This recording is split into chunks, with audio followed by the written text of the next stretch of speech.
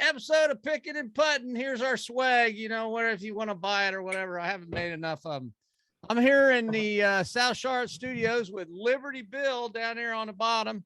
And then we've got our two guest professionals from the Quail Hollow Club, side of the Future Presidents Cup and home of the annual Wells Fargo, when they haven't changed the name of the tournament. And on the left, there's Luis Hernandez and Joe Hello, Cochran. everybody. They're both in the teaching center at Quail Hollow Club. So we're going to talk some smack today. I got a shout out. I got two shout outs for me. We always shout out somebody. For me, it's Victor Hoblin. That was awesome. When they interviewed him, he said, "Do you think you can win?" He said, "Hell no, I didn't. I was 6 shots back. I didn't think there was a chance in hell, And then Suzanne Pedersen for being named the Solheim Cup she's a heck of a player when you ever watch her. I wish I could play like her, but Billy, you got any shout outs? Yeah. Jim Harbaugh, guy took a pay cut, fired a bunch of his assistants and went out and dominated. Shout out to Jim Harbaugh. Man, that's a hard one for me to even acknowledge, but yeah, you're right. It only took him 10 years, but whatever, or 7 years. That's okay. Well, we got the guys here today to talk about speed and golf and technology and exercise and whatever you guys want to go off and talk about. So let's start out, Joe. Talk to us, you and Luis, give us some insight onto how you guys are working. How do people develop speed? How do they increase the speed of their golf swing, and what do they do? Yeah, well, that is the thing nowadays, is speed and distance and hitting it farther so that you have less into the greens. And so I personally am on a quest. I played in our pro recently, and my partner, who has been my partner for 7 years or so, said he's not going to be my partner anymore unless I pick up some distance, because you got a game of alternate shot modified where he has to play my ball and I get to play his ball, and he bombs it. He's like 320 off the tee. So I've got wedges in, and he's been hitting 5, 4, and 5 irons. And so he said, well, it's just not a whole lot of fun if I'm hitting 4 and 5 irons. So he said, you got to pick up some distance. And there's my quest. And so we figure out, there's so much to learn, and I don't have hardly any of it figured out, but it's fun trying to get people to pick up more distance. And I've picked up some of my own. We played this year, and he would say, I picked up about 15 or 20 yards off the tee, and it was a huge deal for us. We didn't play that much better, but it was more fun. Well, everybody's on board with the technology because of Bryson DeChambeau, and trying to, I think what's the average pro swing is about 116. Yeah, about like that. And he's pushing 140 and stuff like that. He could add three miles per hour if he would just speak Spanish, but that's another, right. Well, that's another thing altogether. But the part that's interesting to me, besides the physical, and it's physics, increasing club head speed and that, but is also, it seems to me that we all talk about the technology and the equipment, but it's in the golf clubs, it's the shafts, right? Or it seems like it's the shafts. Yeah. So I feel like a big reason why we started to do this is because of your involvement in the guaranteed lesson. The speed, it's all about gaining speed, and it's a guaranteed lesson. You're either going to pick up 5 miles per hour club head speed, or at least 15 yards in distance. And one of the things, we go through a list of 8 things, and we record how well you do in each one. And the one of them is the shaft. And so we've done a lot of getting a shaft that's longer. The hot ticket right now is the AutoFlex shaft. the Korean shaft, which a lot of our members at Quail Hollow have been very successful with, and we've sold a bunch, and Scott Davenport is very happy with us. Yeah. But yeah, the shaft is a big deal, especially the length of the shaft when you're trying to get distance. Luis, what do you think about the involvement of, especially in guys over 40, but even younger guys, in the involvement of exercise and the physical side of it? You know, how do you think that's contributing? Good question. And I think it all came back when Tiger Woods, it was a hot topic when he started bombing everybody when at a young age, and he implemented the fitness side of becoming a better golfer. He was the one who really was a gym advocate, and everybody followed him. I mean, great conversation. Phil Mickelson talking about Tiger Woods, how watching Tiger Woods and competing against him made him a better player 20, 25 years later. Otherwise, he will never be such an advocate of fitness, of good nutrition, of good habits to extend your lifespan and play better golf at a later age. And we even can see it now with who's playing the best golf on the PGA Tour. These are guys coming out of college, guys that are 25, 28 years old. Those guys have had a great preparation in school, and they all blame it on good preparation from fitness, good technology use. I mean, the amount of emphasis that they're putting on those topics are tremendous, and we are seeing it on results, right? We no longer see that many old folks winning tournaments. It's the opposite. People that are good technique, but also great preparation on fitness. And when I say fitness, I don't mean bulky, great athlete that looks great, that gets if we're talking about men, that gets all the female and vice versa, right? Right. We're talking about guys that have tremendous flexibility, tremendous speed, a great composition on their setup, right? They consistently can keep their own setup at address, impact, backswing. They can repeat the same shot over and over and over. That has to do with a good body.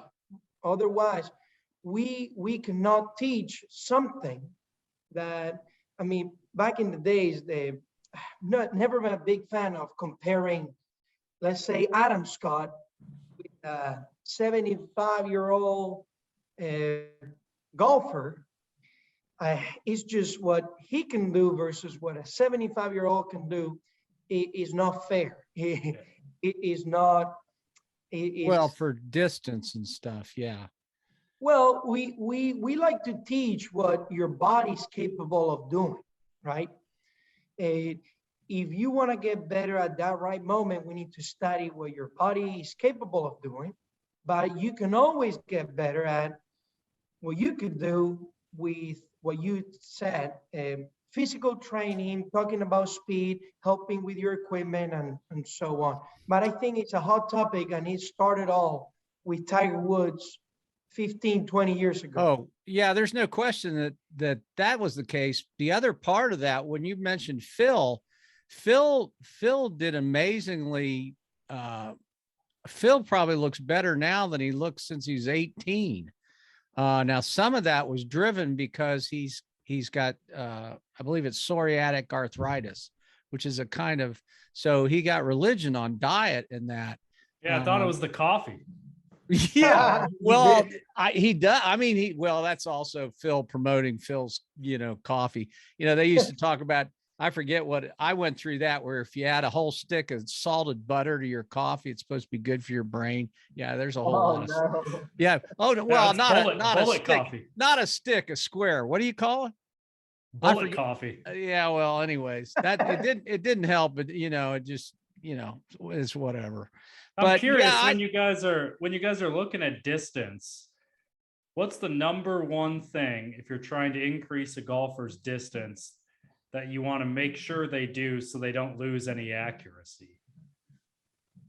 Okay, so I would say that a lot of the times when it's getting somebody to swing harder, you just got to swing faster. But a lot of the times when somebody swings faster, they get more consistent. The body stretches, the sequence of the body works better together, and the ball comes out straighter. It's amazing, this program that we've kind of set up, the speed program, how many people are hitting it straighter and they're gaining 10 to 60 yards in the air.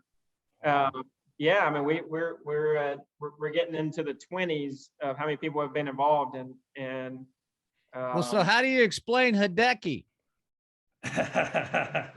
yeah, there's always an outlier, right? Yeah. There's always outliners, and he's definitely one of those. But I'd say the biggest thing for distance I got a Webb Simpson went to TPI, and he wanted to get more distance, and so he went through. They pretty much had these steps that he would do, kind of like what we've got here, and to see if he picks up distance on all of these different steps. Well, so we took that idea, and I don't know what the steps were. I mean, he talked a little bit about it, and we've been gathering. Like, speed has always been just that thing that I'm just really hungry about. And so the first things that we start with are faster backswing. People are always trying to go slow back and then fast through, or slow back and slow through. So we're trying to get them, the first thing is I tell them, you got to get so out of control when you're hitting this ball that you got to go, your backswing has got to be as fast as you can back and then hit it as hard as you can. Number one. Number two, you combine that with bigger backswing. And so getting people maneuvering their body, this is when Luis comes into play. We work with what they have. And so getting their body, shutting them, getting them to the right, which means that they're more turned, flaring their right foot out, dropping it back some, doing everything we can to get them to get a bigger turn back. Faster and bigger is kind of the whole deal. So my deal is working with what they have. And that's the first two things. And if they need a bigger backswing after all of that, when I'm trying to, I go all out, like, come on, man, they Sounds like it.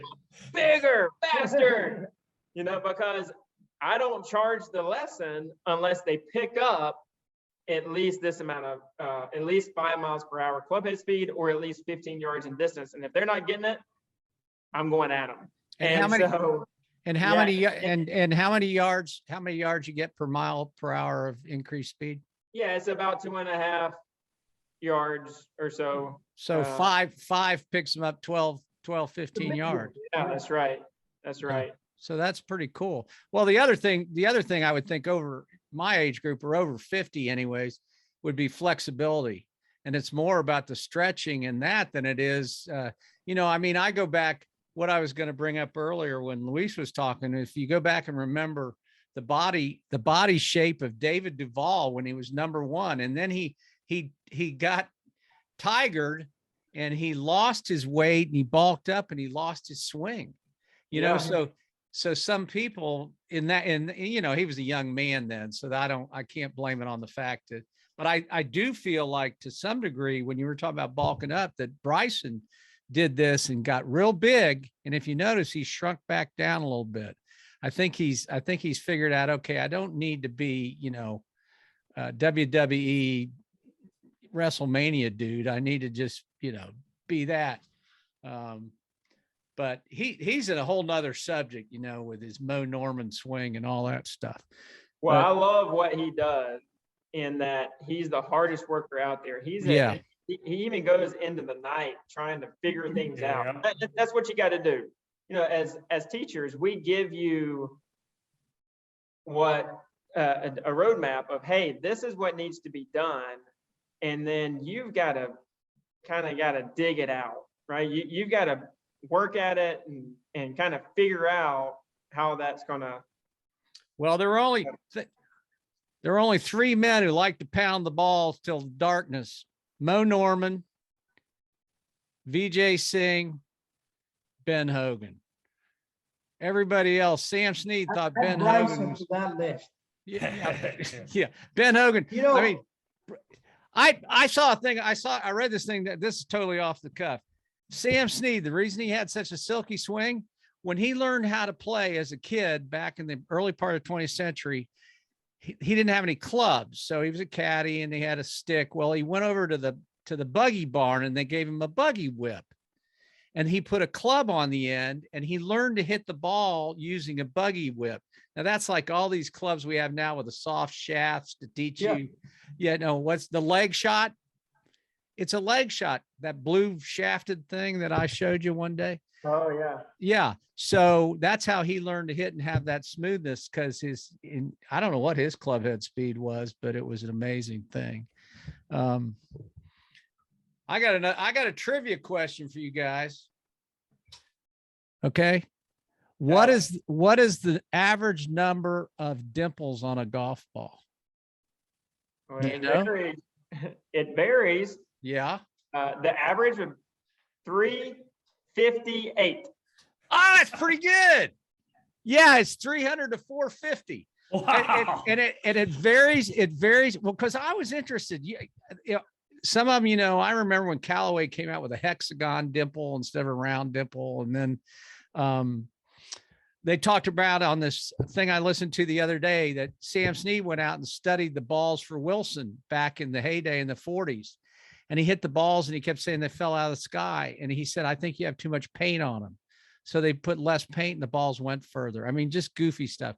But the number of dimples was, you're right, was 300 to 400. And it said the better golfers tend to have 300 and the higher end. So that's where ball fitting, to a degree, I guess would, but I'm of the mindset that you can put any ball in front of you guys and it doesn't really make a difference.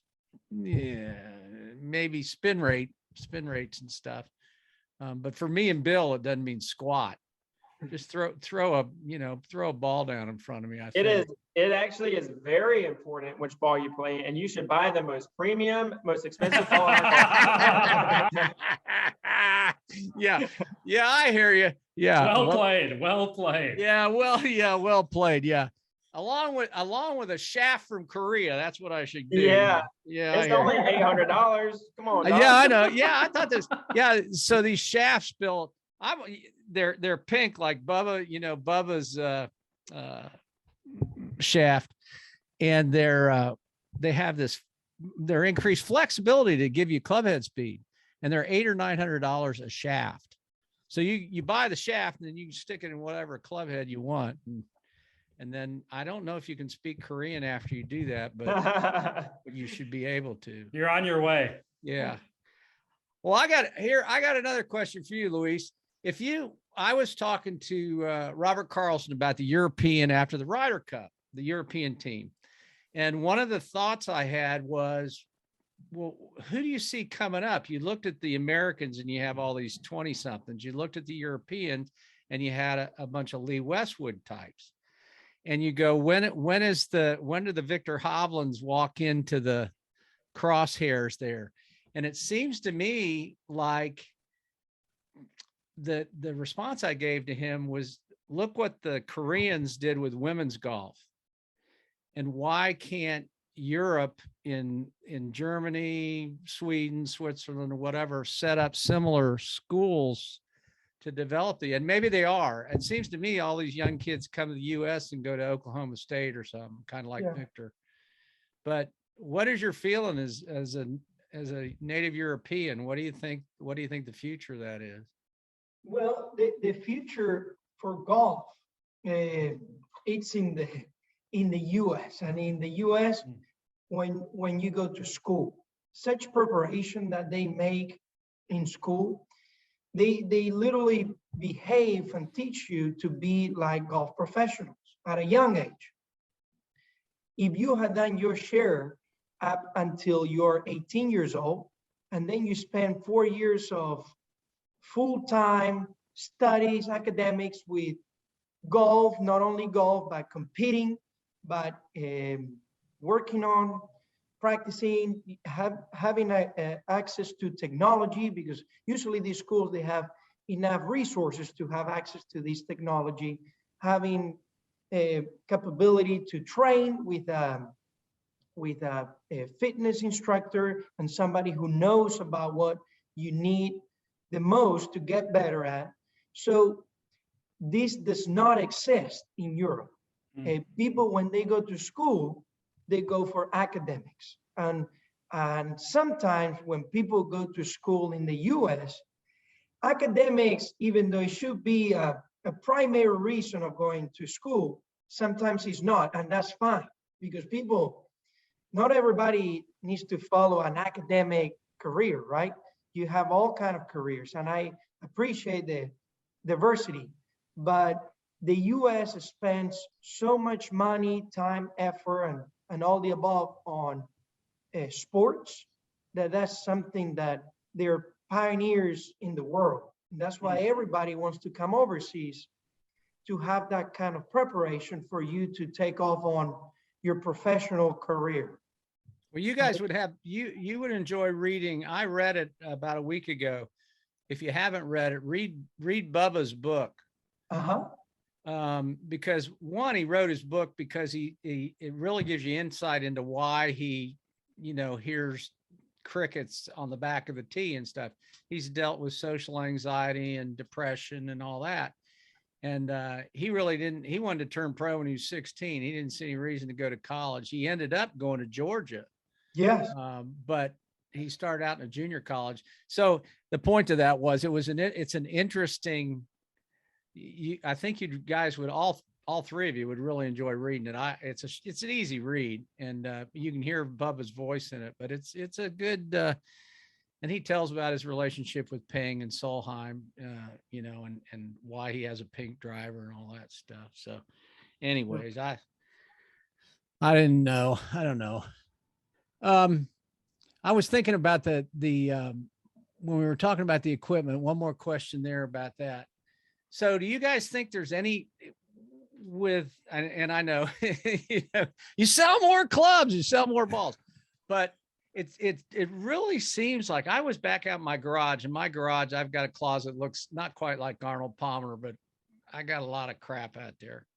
And I pulled out a couple driver heads that are, one was an ERC, which was the first one they thought had a trampoline face. They talked about it. And, they too thin and they were going to outlaw them. And I go back and look at the heads and said, I think if I stuck a good shaft in this, I'll bet it would be just as good as half the things I've got. I'm not convinced that the heads make as much difference. They changed the weighting. What do you guys think?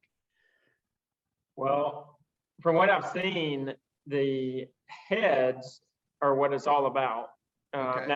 Now, if you go and it depends on the player, you need to have what you need. For example, this year's drivers, if somebody needs speed, so somebody who needs speed and they're somewhat, they're slow swing speed and they need to just get it out there, then it's the Callaway Epic Speed head is what we usually put in there.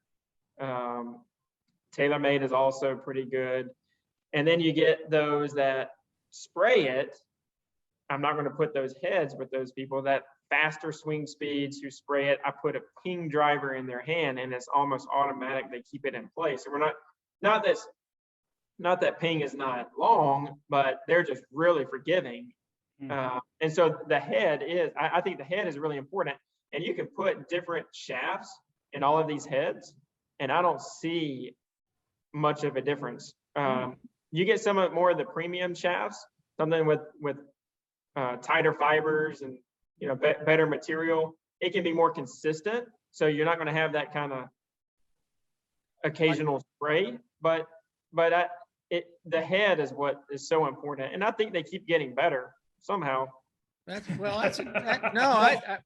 wonderful insight, because I hadn't heard that about the difference with the ping and the dispersion with if you're sprayer versus straight and more forgiving. So yeah, and the way that people pick up the most with their driver is a lesson. Yeah.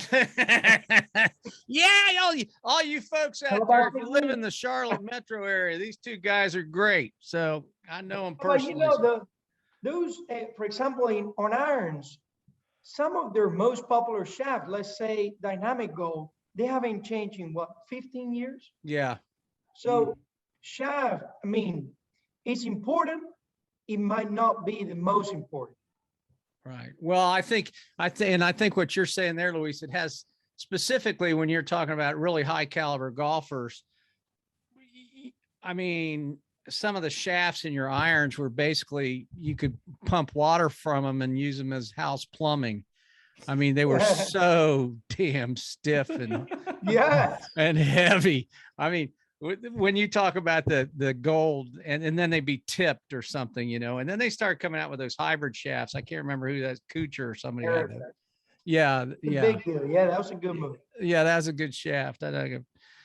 Well, Billy, you got any more questions you want to ask the guys before we let them go home? They're probably hungry. I would say, so right now, wintertime, if it's too cold for you to get out on the course and you're just kind of stuck around the house, you're not out at a driving range, what would you guys recommend for the golfers to kind of stay active? Well, I would say that speed, this is what it's all about.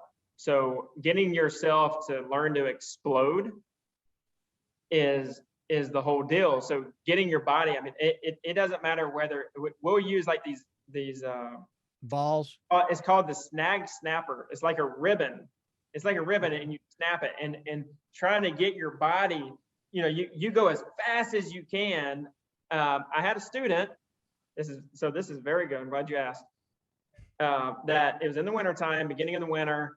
We put together these simple drills. It took 3 to 5 minutes a day, and he'd do it for like 4 days a week. I mean, it was like nothing.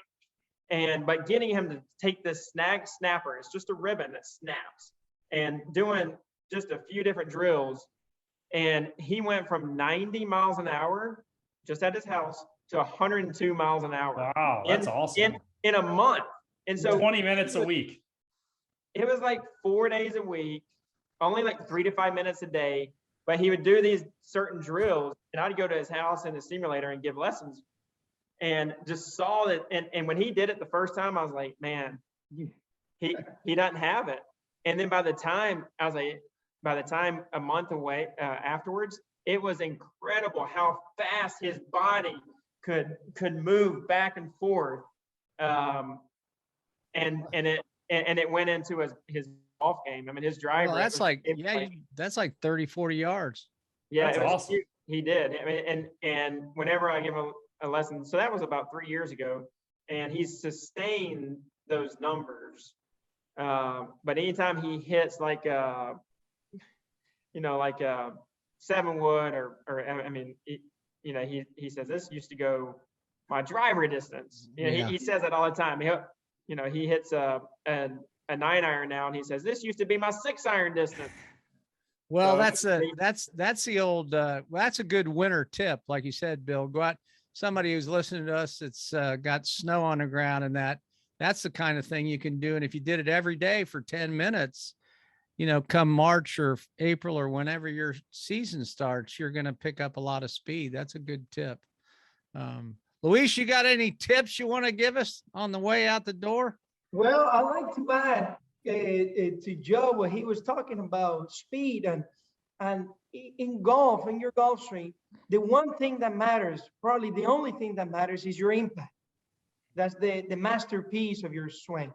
And it's so much easier to to smash, to get that shaft leaning forward, to get those hands leaning forward, compress the ball and hit down on the ball when you're swinging faster rather than the other way.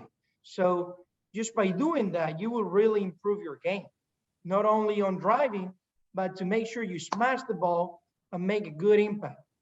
And for that, we teach a lot of junior golfers, and we've realized that it's best for them to teach them how to hit it far and how to swing it out of their shoes. And then when they get a little older, we'll train with them more of a control type of technique. But these kiddos, they're learning how to hit it fast. We teach a lot of middle school, high school kids that their swing speed, they are 110, 115, some of them 120. So these guys have the potential to play professional. Sadly, if you don't have that speed, there's a very, very tiny chance of you making it. It's just how it is. Well, I'm sorry to interrupt you. I was going to say, when I grew up in Columbus, my hero growing up was, of course, Jack Nicklaus, and he grew up on Scioto Country Club, and his teacher was a guy named Jack Grout. And when he was teenager in the 50s and 60s, when he was coming up, going to Ohio State and winning the USAM and all that, when he was a kid, he taught him, his initial thing was he took him out and just said, pound it. Yeah, and they would hit orange golf balls in the snow at Scioto Country Club. And he learned how to he had him hit it as far as he could hit it. Yeah. And then the other thing he did with him is every year when Nicklaus started the year, he came back and he started with his fundamentals. He went through his grip, alignment, every year, even until he was 55 or something. So yeah, that's a good point about the speed and the distance. The other thing with junior golf, I got to get my 2 cents worth in on that. I really think that's a great point. And I think what I worry, 2 points. One is every single kid under 10 years old putts like Tiger Woods. Ball, hole, hit it, go hit it again and make it, Remember Tiger Woods, Tom Watson was like that. He'd hit it 4 feet by and then bang it right back in, and that one. But the other part I've talked to Joe about is I really think instructing the young people start early on how to think golf, not just pound it 300 yards and go hit it again. How do you work how to be a mental golfer? I think that's so much when I watch somebody like a Webb Simpson, or I watch, the difference in the swing between a Webb Simpson and a Dustin Johnson, and how they and they both manage to shoot the same score. How's that possible? But it's how they think around the golf course. So yeah, especially the younger folks, getting that brain to slow down and focus on 18 holes. That's got to be a challenge. Yeah, especially in today's world. Yeah. Well, I got a couple of quotes for you. You guys are going to like my quotes. I always got 2 quotes at the end. So I had to work kind of hard. So first one is from DeChambeau. I figured since we were talking speed and exercise and bulking up, and here's his quote. He goes, "I got some abs."